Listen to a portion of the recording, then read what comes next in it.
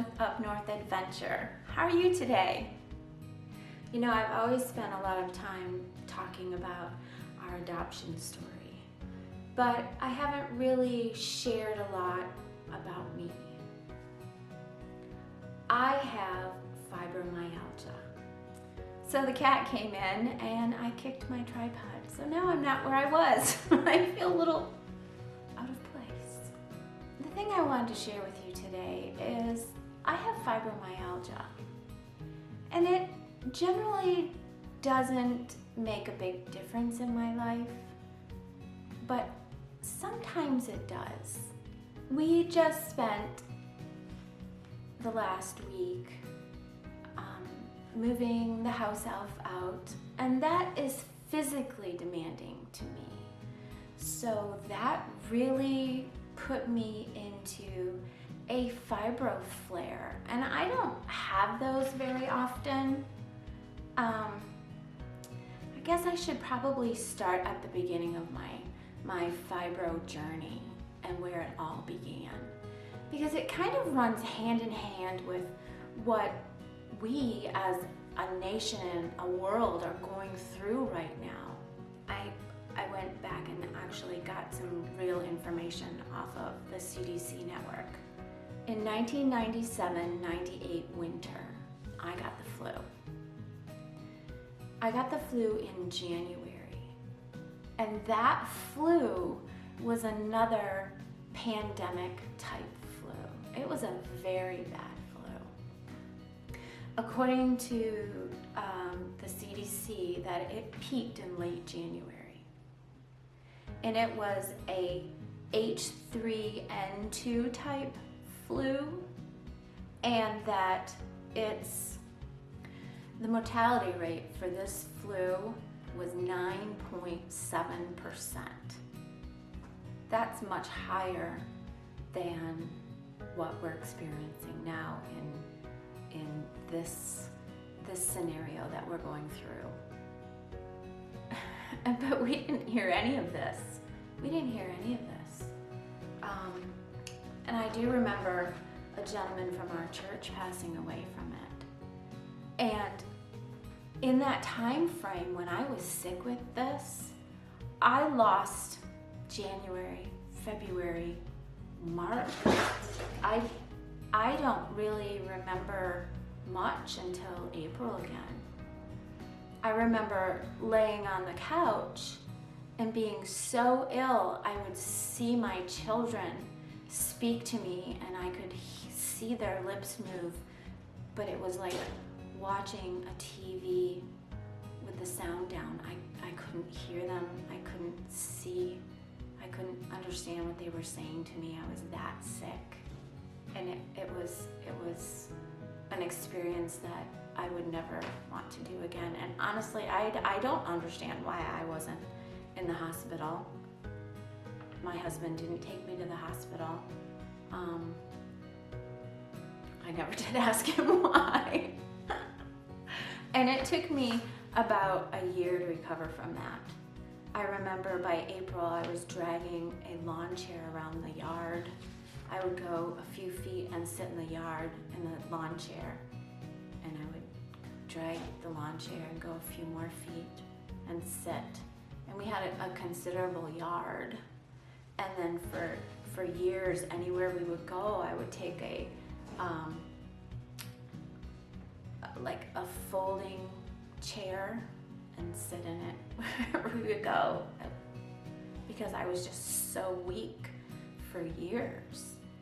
And then after a few years, I would get my strength, and I would be able to go out in the world and get a job and work for about a year.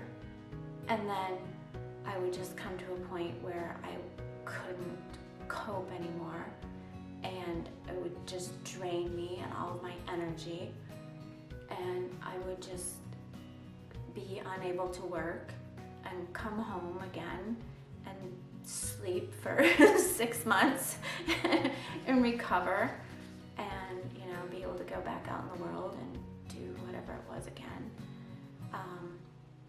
Very hard. And then a few years after this, I was diagnosed with fibromyalgia.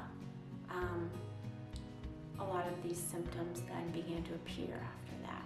That was, oh gosh, now 30 some years ago. And it's kind of evolved to the point now where maybe I don't push myself as hard as I used to, but now I have a day or 2 or 3 down and I can go and do things again.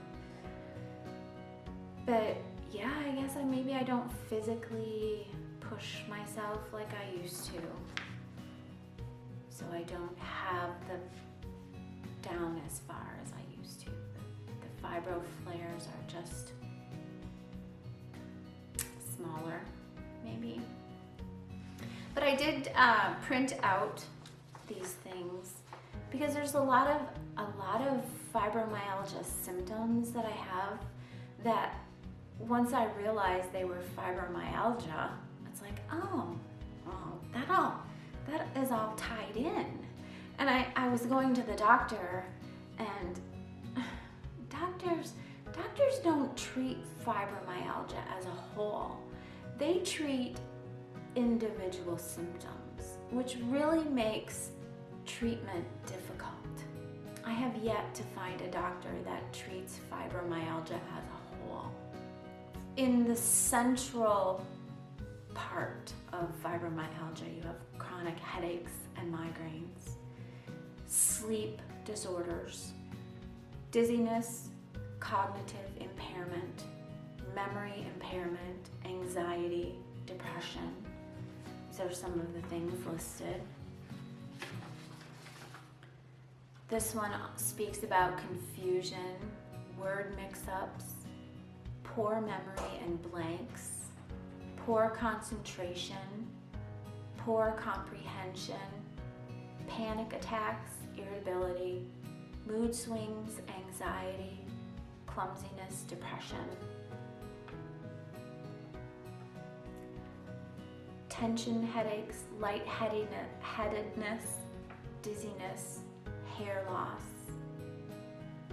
Another one is for the eyes, vision problems, vision changes and eye strain, jaw pain and dysfunction, myofascial pain, fatigue, twitching, fatigue, swollen glands, tender lymph nodes, allergies, radiating or shooting chest pain,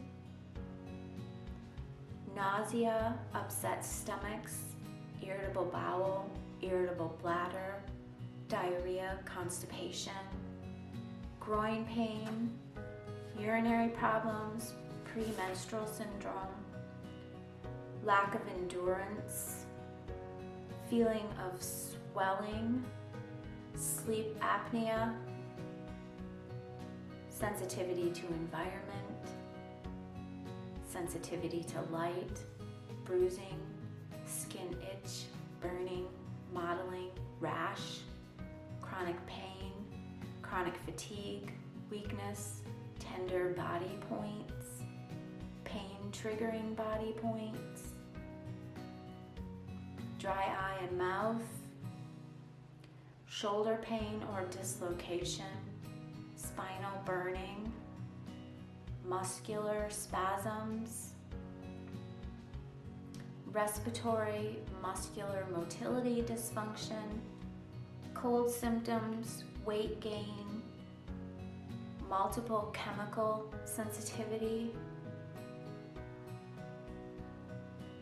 morning stiffness, pain, muscle spasms, nocturnal spasms, night sweats, restless leg syndrome, walking on glass pain, numbness and tingling, shifting body temperatures, weight fluctuations, nausea.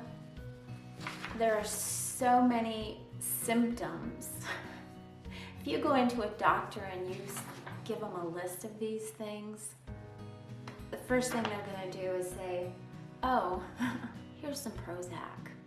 It's crazy. I'm going to address here and there each one of these things and the things that I don't have every one of these, and some more than others, and I'll just talk about like what I do for each symptom and what things help me.